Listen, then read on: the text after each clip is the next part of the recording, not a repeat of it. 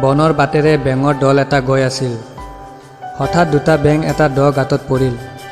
আন বেংবোৰে যেতিয়া দেখিলে যে গাঁতটো বৰ দ, ওপৰত থিয় হৈ থকা সকলো বেঙে চিঞৰিবলৈ ধৰিলে, তোমালোক দুয়ো এই গাঁতৰ পৰা ওলাই আহিব নোৱাৰা, গাঁতটো বৰ দ, তোমালোক দুয়ো তাৰ পৰা ওলাই অহাৰ আশা এৰি দিয়া। সেই বেং দুটাই হয়তো ওপৰত থিয় হৈ থকা বেংবোৰৰ কথা নুশুনি গাঁতৰ পৰা ওলাই আহিবলৈ অবিৰতভাৱে জঁপিয়াই থাকিল। বাহিৰত থিয় হৈ থকা বেংবোৰে কৈয়ে থাকিল, তোমালোক দুয়োজনে অসাৰ কাম কৰি আছা, হাৰ মানিব লাগে, তোমালোক দুয়ো হাৰ মানিব লাগে।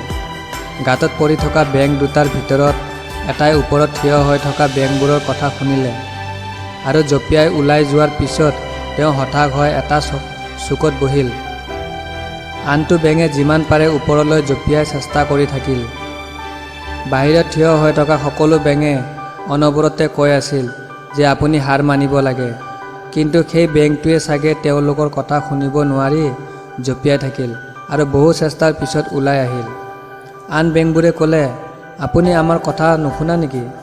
সেই বেঙে আঙুলিয়াই দিলে যে তেওঁ বধিৰ আৰু শুনিব নোৱাৰাৰ বাবে তেওঁলোকৰ কথা শুনিব নোৱাৰে, গতিকে কাৰো কথা শুনিব নোৱাৰিলে।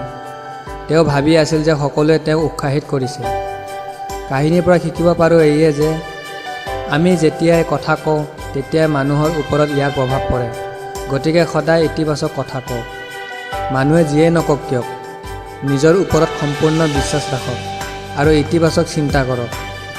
কঠোৰ পৰিশ্ৰম, আত্মবিশ্বাস আৰু ইতিবাচক চিন্তাৰ দ্বাৰাহে আমি সফলতা লাভ কৰোঁ।